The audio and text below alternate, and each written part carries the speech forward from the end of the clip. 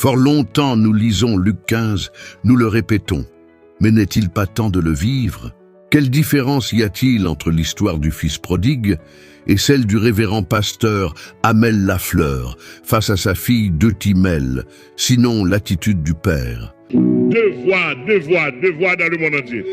Et si vous foyer dans le monde, une famille qui est bien parce que famille pas non, bien administré, qui bien administré, puis bien administré parce que famille pas, famille biologique dans le monde entier vient dire ça. Mon petit peu moins c'est deux petits. Il est en première année université aux États-Unis. Il est là pour l'école. Là, il finit l'école, il porte diplôme dans le monde. Et puis, tant le monde tandis ça. Il va gagner droit à choisir un garçon. Nous, on fait ça, on fait hit. Et puis, petitement, moi, avec nous d'amour. Parce que, chérie, je vais montrer nous ça l'évangile. Alors, il dit que pour un garçon joindre, ça va pour un garçon venir. Il faut me sonder, me travailler pour moi qui sont dans comme l'évangile. Jusqu'à présent, nous comprenons dans le domaine contrat familial, la mariée avec Kenzie. Petite fille. Fidélité jeune fille. Pour l'autre garçon, pas toucher, tout le monde pas long. L'année 2025 s'est imposée comme un tournant décisif. Une saison d'épreuves marquantes dans la vie du pasteur Amel Lafleur, responsable de la mission d'œuvre ecclésiale MEDIP, Église de Dieu indépendante de la porte étroite. Car dans le parcours de tout chrétien, et plus encore dans celui d'un leader spirituel, les crises ne sont ni des anomalies ni des accidents. Elles sont des révélateurs. L'épreuve ne définit pas l'homme. Mais l'attitude de l'homme dans l'épreuve révèle tout. Son caractère, sa foi, son amour, sa compréhension de Dieu et sa maturité spirituelle. C'est dans ces moments de tension que se mesure une vérité essentielle. Sommes-nous encore capables de porter la croix de Christ comme notre gain suprême, ou la déposons-nous sous le poids de nos émotions? Face à ces réalités, une question fondamentale s'impose. Le modèle du Père dans la parabole du Fils prodigue, Luc 15, est-il encore la référence absolue, même lorsque notre humanité nous pousse à réagir autrement? Car entre la réaction humaine souvent rapide, blessée, parfois dure, et la réponse divine, patiente, restauratrice, pleine de grâce, il existe un écart que seule une véritable maturité spirituelle peut combler. Ainsi, notre démarche ici n'est pas de juger ni de condamner, mais de mettre en parallèle, comparer une attitude humaine à un modèle divin afin de discerner avec lucidité et profondeur ce que signifie réellement marcher selon le cœur du Père. Mais alors, une question s'impose avec une intensité troublante. À quoi ressemble réellement le cœur d'un père selon Dieu lorsque tout bascule, lorsque l'honneur est touché, lorsque l'autorité est contestée, lorsque les décisions des enfants échappent au contrôle parental? Satan tiré un missile de prostitution. Moi, dit qu'après aller verser sous moi, pour un garçon qui volait, même si juridiquement, il va le passer. Mais pour la famille, la fleur, c'est voler le voleur. Et voler. Quelle voix domine? Celle de l'orgueil blessé ou celle de l'amour rédempteur? Car c'est précisément dans ces moments de fracture que se révèle la différence entre une réaction humaine et une réponse divine, entre un père qui défend son autorité et un père qui reflète le cœur de Dieu. Dans la parabole de Luc 15, Jésus ne donne pas une théorie. Il dévoile une architecture spirituelle, une série d'attitudes profondes qui dessinent le modèle du Père Céleste. Ce ne sont pas de simples gestes. Ce sont des décrets invisibles, des lois du cœur divin, des principes qui ne changent pas selon la culture, l'époque ou la pression émotionnelle. Alors, face à toute situation de rupture, de conflit ou de désobéissance, une seule question demeure. Réagissons-nous comme des hommes ou répondons-nous comme le Père? Le Père du Fils prodigue veut un Père terrestre, entre grâce divine et rupture humaine. Dans l'Évangile selon Luc 15, 11, 32, Jésus révèle une des images les plus bouleversantes de Dieu, celle d'un père face à un fils qui s'égare. Ce récit n'est pas simplement une histoire familiale, il est une révélation du cœur de Dieu. Mais lorsque l'on met ce modèle en parallèle avec certaines réalités contemporaines, comme le cas attribué à Amel Lafleur face à sa fille, une tension apparaît entre ce que Dieu fait et ce que l'homme religieux peut parfois faire. Le décret de la liberté versus le refus de choix. Dans la parabole, le père laisse partir son fils avec son héritage. Il accepte une décision qu'il ne cautionne pas. Dieu ne force pas l'amour. En parallèle, rejeter une fille pour un mariage sans approbation pose une question fondamentale. L'autorité parentale doit-elle supprimer la liberté individuelle? Refuser un choix est humain, mais rompre un lien à cause de ce choix s'éloigne du modèle divin. Le décret de l'attente versus la rupture immédiate.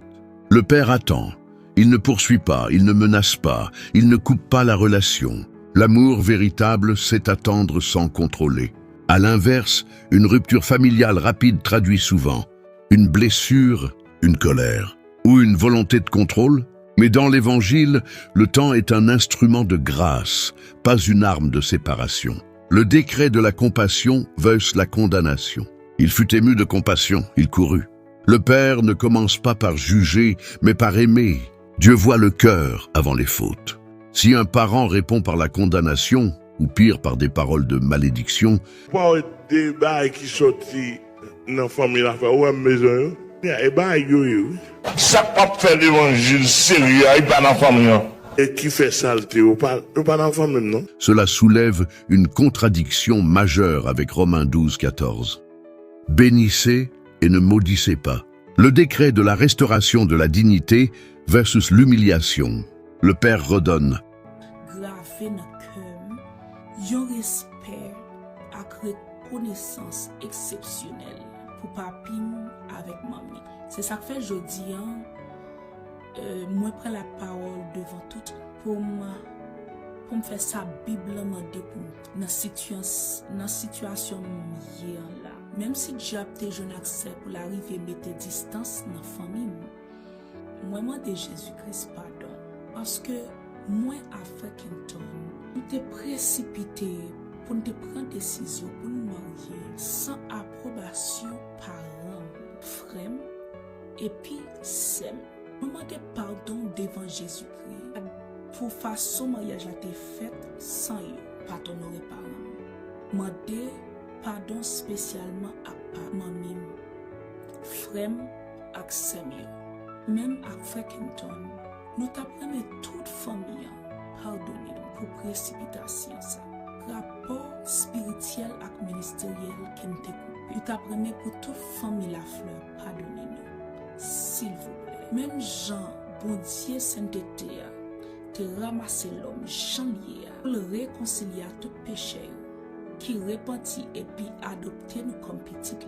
Donc nous décider longer la paix by famille la fleur, tout allié chrétien pour nous continuer à faire ensemble. Une robe, une bague, des sandales. Il restaure l'identité du fils. Exclure un enfant, c'est implicitement lui retirer sa place, son nom, sa dignité. Or, dans le royaume de Dieu, la discipline ne détruit jamais l'identité. Le décret du pardon sans condition versus le pardon conditionnel. Le fils prépare un discours, mais le père ne le laisse même pas finir. Le pardon est accordé avant d'être mérité.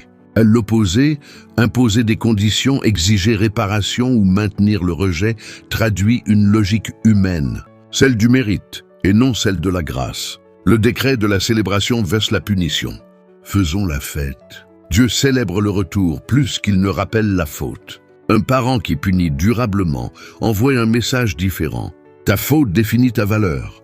Mais dans l'Évangile, la relation vaut plus que l'erreur. Le décret de la grâce pour tous versus la rigidité morale. Le père sort aussi vers le fils aîné, pourtant resté fidèle, mais amer. La grâce dépasse la justice humaine. Dans certains contextes religieux, la rigidité morale prend le dessus. Honneur familial, contrôle social, image spirituelle, mais Jésus montre un Dieu qui sort vers tous, même ceux qui jugent.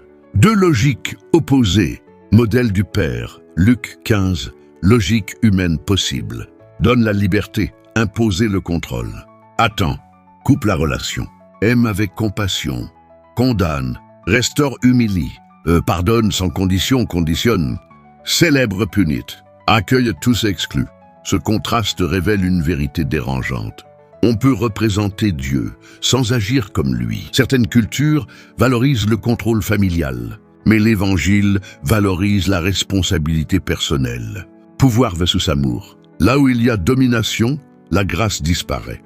Là où il y a amour, la restauration devient possible.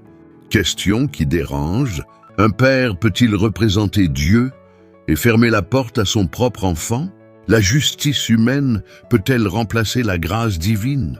Et si Dieu agissait comme certains pères, qui pourrait encore espérer revenir? Si les faits évoqués sont exacts, alors ce comportement entre en tension profonde avec le modèle biblique, l'esprit évangélique, la logique apostolique. Mais il faut aussi reconnaître ceci. L'homme peut faillir même en position spirituelle. Et c'est justement pour cela que Jésus a raconté cette parabole. Non pour exposer la perfection des hommes, mais pour révéler le cœur parfait du Père. Nous ne sommes pas placés pour dire si l'attitude du révérend pasteur Amel Lafleur est correcte ou non, car son nom résonne, et il évoque pour beaucoup l'intégrité, la persévérance et cette quête constante de perfectibilité dans ce qu'il dit et dans ce qu'il fait. Mais au-delà de l'homme, il y a un moment décisif, un moment qui peut marquer une génération. Une question demeure suspendue entre le ciel et la terre. Quand une fille demande pardon à son père, que fait le père? Doit-il rester ferme dans sa position ou s'abandonner à quelque chose de plus grand que lui? Et si, dans un acte public, au siège social de la mission Médip, devant toute l'assistance, non comme une faiblesse, mais comme une démonstration éclatante de la puissance de Dieu, comme ce père dans Luc 15, qui n'a pas attendu des explications parfaites, qui n'a pas exigé des preuves, mais qui a couru, qui a embrassé, qui a restauré. Alors oui, ce serait plus qu'un geste, ce serait un message qui ne s'arrêterait pas à une famille, mais qui traverserait tout un peuple. Dans le milieu évangélique haïtien marqué par les blessures silencieuses, les divisions, les incompréhensions et parfois les rigidités spirituelles, un tel acte deviendrait un signal prophétique. Un message qui dirait au monde entier « L'erreur est en nous, mais nous ne sommes pas l'erreur ». Un message qui proclamerait « L'amour de Jésus-Christ est encore capable de guérir ce que la douleur a brisé ». Car la vraie grandeur ne se mesure pas à la hauteur d'un homme, ni à ce qu'il possède, ni à ce qu'il sait, ni même à son courage. La vraie grandeur se révèle dans l'humilité, dans ces gestes invisibles mais éternels. Pardonner, aimer malgré les blessures, relever malgré l'humiliation, ouvrir les bras malgré la honte et le rejet. Dieu ne nous rejette pas pour toujours. Il corrige, mais il ne détruit pas. Il reprend, mais il ne livre pas à la mort. Il discipline, mais il ne jette jamais à la rue. Alors peut-être que le plus grand miracle, ce n'est pas une guérison spectaculaire, ni une démonstration de puissance, mais un père qui retrouve sa fille. Et dans cette étreinte, silencieuse mais éternelle, ce ne serait pas seulement une famille restaurée, ce serait tout un milieu évangélique haïtien interpellé, réveillé et appelé à revenir au cœur du Père. Et peut-être qu'alors, dans le silence chargé d'émotions de cette scène, le ciel lui-même pourrait témoigner. Voilà à quoi ressemble l'amour du Père. Vision en action, donner matière à penser.